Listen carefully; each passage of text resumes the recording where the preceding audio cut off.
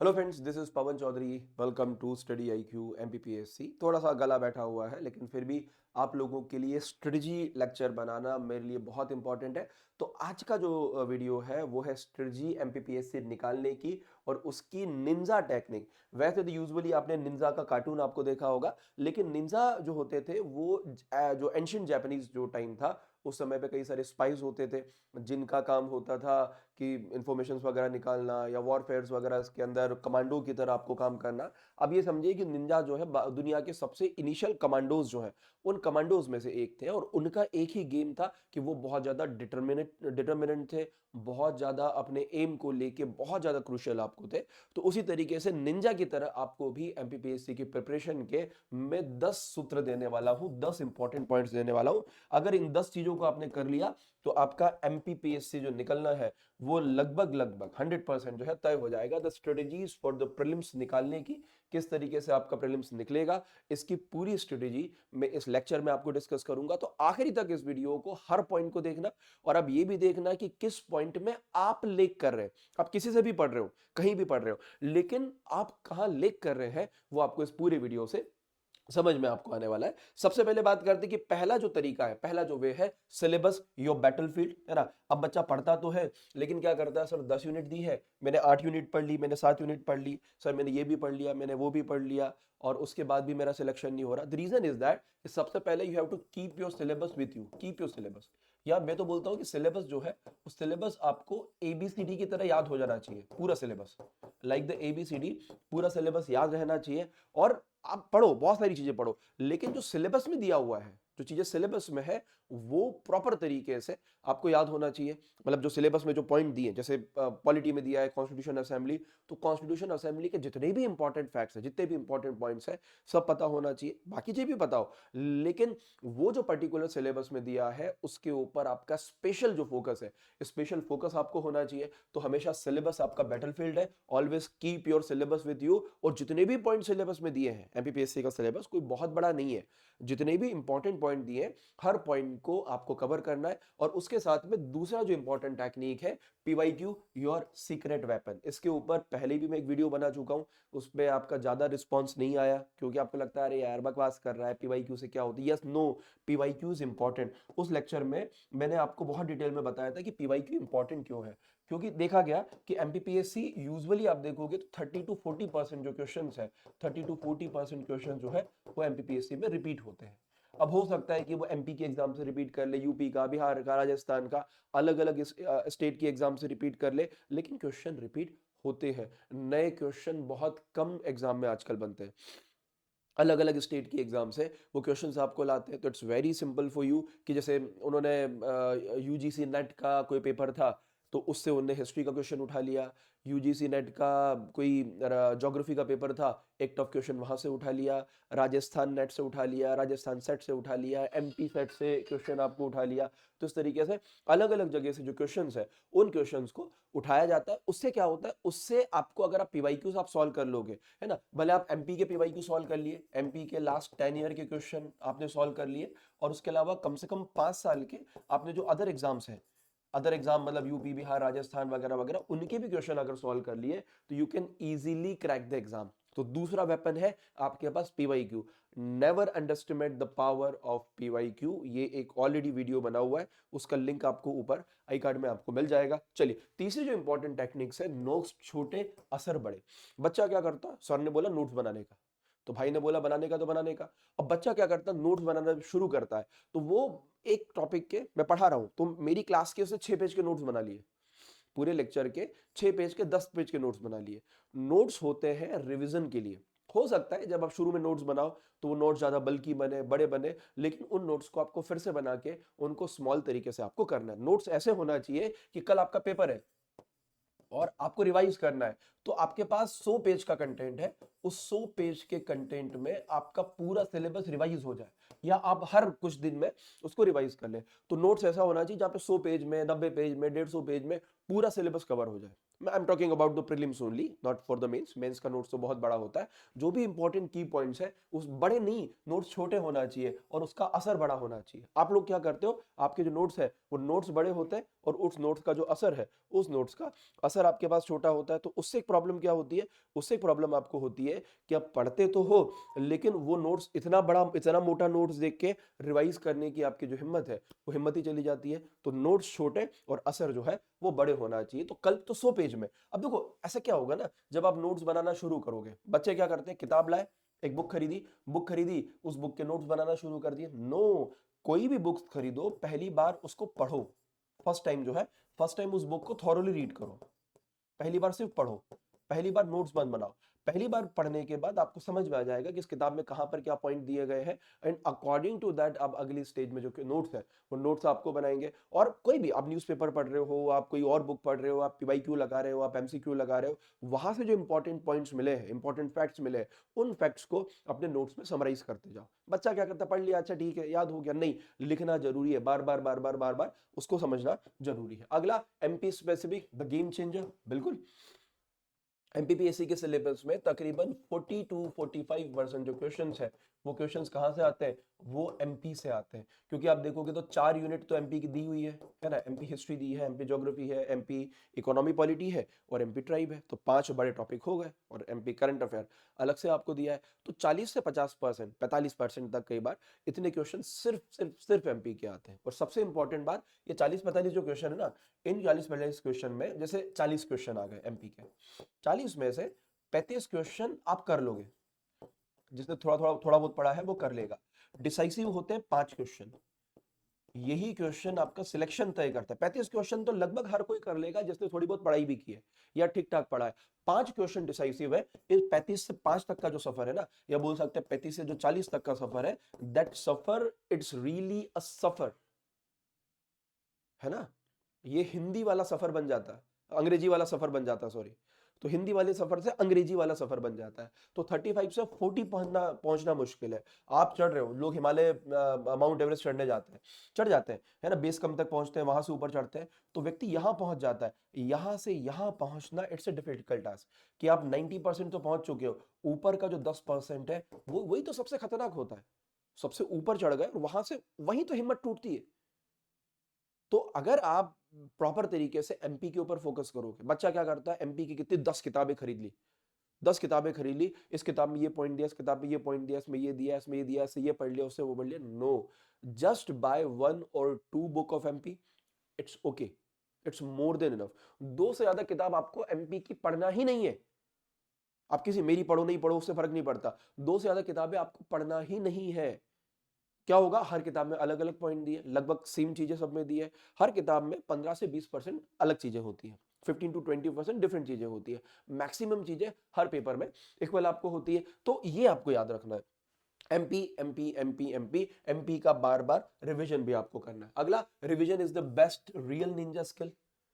Revision is important. अब revision भी कैसे, कि पहली बार जब आपको पढ़ना शुरू किया, तो एक बार पढ़ा तो बिगिनर है, तो पहली बार आपको पढ़ते हैं कि एक बार पढ़ लिया, एक बार रिवाइज कर लिया, उसके बाद 3 बार आपने रिवाइज कर लिया, serious student revise for 3 time, और 5+ टाइम रिवीजन जो है, इट्स अ निंजा टेक्निक। तो 5 बार रिवीजन करना।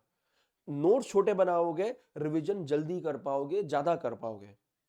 जितना बड़ा नोट्स होगा, उतना रिवीजन मुश्किल होगा।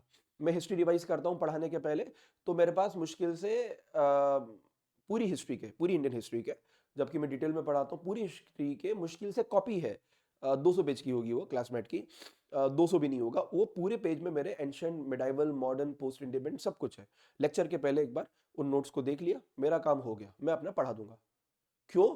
क्योंकि अभी मैं बार बार उससे आपको पढ़ा हूं, मैंने बार बार रिवाइज किया है, बार बार चीजों को पढ़ा है ना, नई चीजें भी मिलती है कई बार, तो उसको भी उसमें ऐड कर लेते हैं। तो 5 बार रिवीजन जो है, it's a Ninja technique. Specially बोल रहा हूं, चलो 5 बार तो ज्यादा हो गया, अगर आपने 3 बार भी रिवीजन कर लिया ना, it's enough for you. Exam में क्वेश्चन आपके सामने आ गया, अब तो नेगेटिव मार्किंग है, एग्जाम में क्वेश्चन आपके सामने आ गया, आपको आंसर पता है, याद नहीं आ रहा, सर ए है कि बी है, ए है कि बी है, ए है कि बी है, that is the problem, that is the problem. वहां पर आपके साथ में इश्यू होता है, तो डोंट डू दैट। आपको revision revision revision revision revision revision revision, multiple time जो रिवीजन है, वो मल्टीपल टाइम रिवीजन करना आपको जरूरी होता है।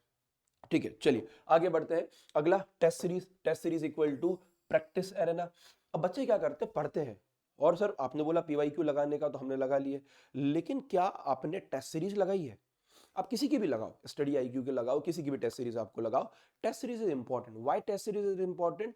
क्योंकि जब तक आप एक्चुअल एग्जाम के माहौल में बैठ के जब तक नहीं पढ़ोगे, तब तक आपका कोई सॉल्यूशन आपको नहीं निकलेगा। तो आपको एग्जाम के एक्चुअल माहौल में बैठ के उन क्वेश्चंस को सॉल्व करना पड़ेगा। मॉक टेस्ट आपको देना पड़ेंगे। बिना मॉक टेस्ट के आपकी जो प्रिपरेशन है, आपकी प्रिपरेशन आपको अधूरी है ना। अब होता क्या है ना, देखो एमपीपीएससी में बहुत ज्यादा टाइम मैनेजमेंट का इशू नहीं है, लेकिन फिर भी मैंने कई बच्चे देखे हैं जो 100 क्वेश्चन जीएस के सॉल्व करने में उनका 2 घंटा निकल जाता है।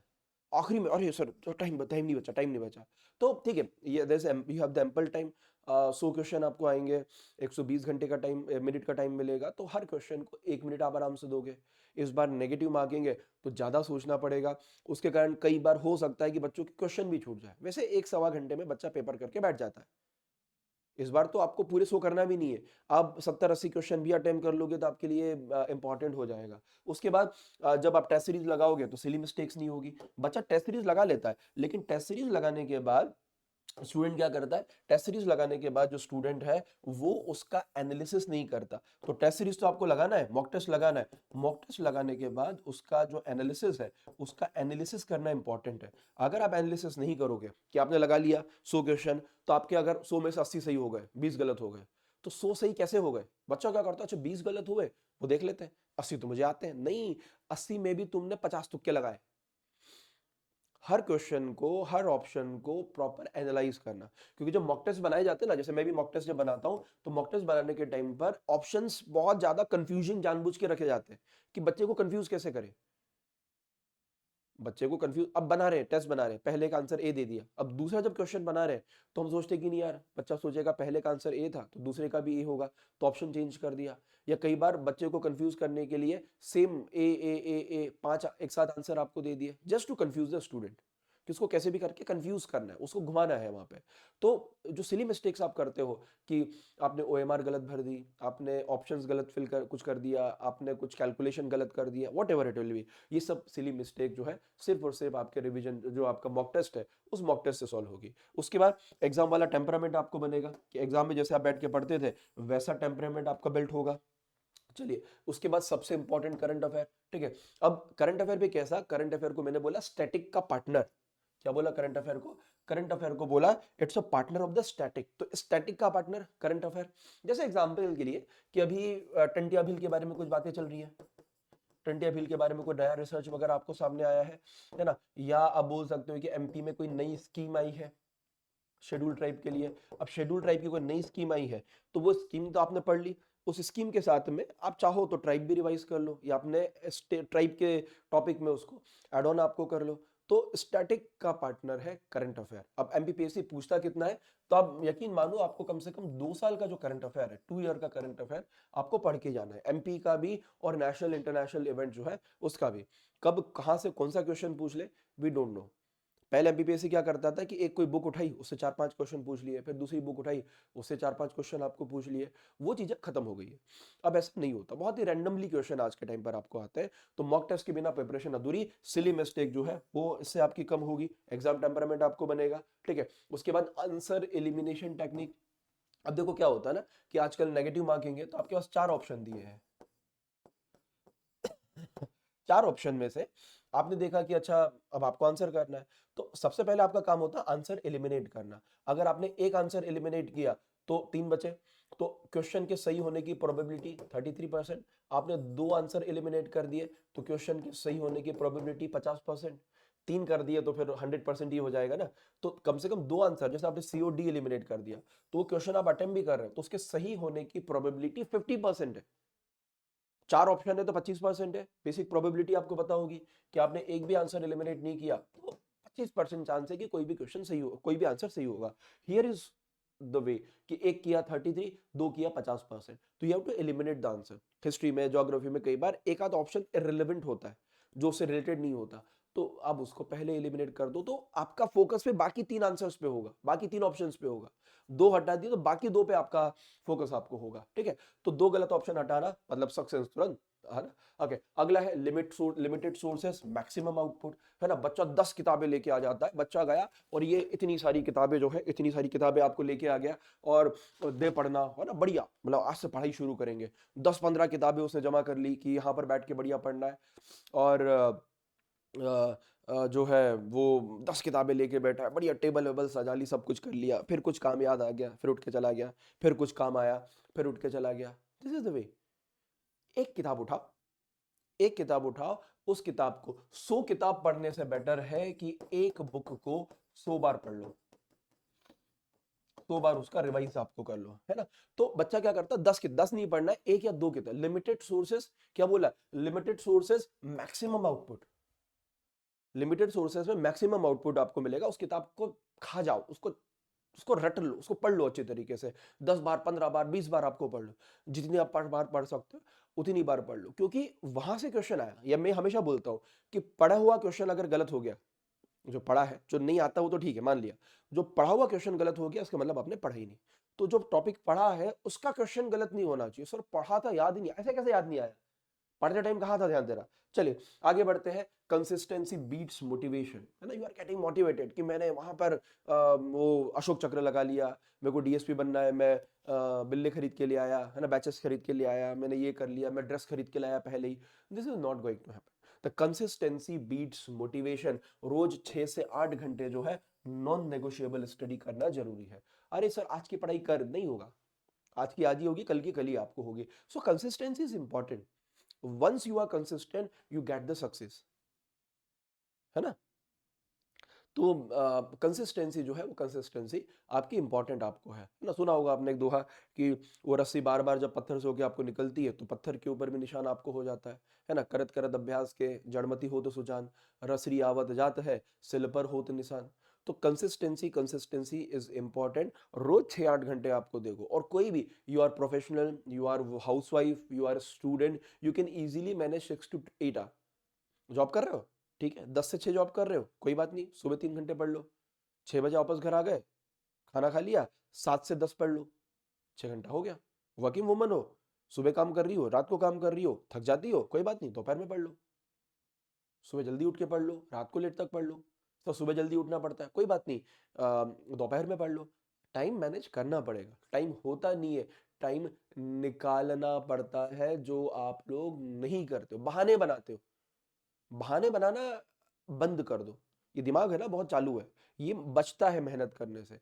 एक बार आपने मेहनत का, या एक बार आपने सोच लिया कि मुझसे नहीं हो पाएगा, सच में नहीं हो पाएगा।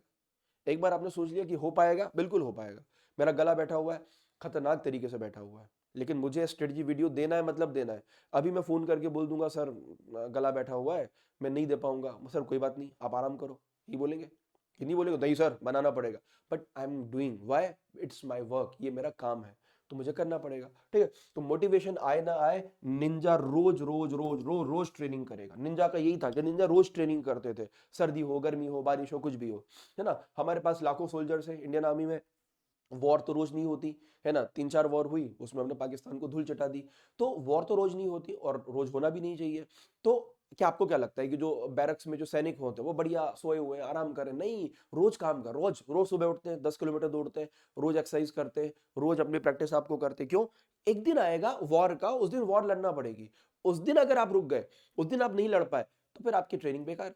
तो आप आराम से पड़े हुए कि अरे हाँ अभी तो ऑपरेशन सिंदूर किया है, अभी पाकिस्तान 5-6 साल नाटक नहीं करेगा। नो, कांट बी से। तो आपको रोज प्रैक्टिस करना। तो निंजा रोज प्रैक्टिस करता है, रोज ट्रेनिंग करता है। क्यों करता है? क्योंकि कंसिस्टेंसी इज इंपॉर्टेंट। रोज निशाना लगाता है। तो अगर वो प्रैक्टिस करना बंद कर देगा तो फिर वॉर में जीत ही नहीं पाएंगे। इसलिए रोज रोज रोज रोज रोज रोज प्रैक्टिस करना, consistency is the key, consistency is the key. याद रखना इस बात को, ठीक है। चलिए, तो ये कुछ चीजें हो गई, और याद रखना इन 10 चीजों को, लिख लो, रट लो इन चीजों को, और यही 10 वेज अगर आपने इंप्लीमेंट कर दी, आपका एमपीपीएससी निकलने से कोई नहीं रोक सकता। साथ ही आरंभ 18 बैच स्टार्ट हो चुकी है, 77% आपको डिस्काउंट भी मिल रहा है। Use my code Pawan live and get subscribe to the study IQ। Thank you very much.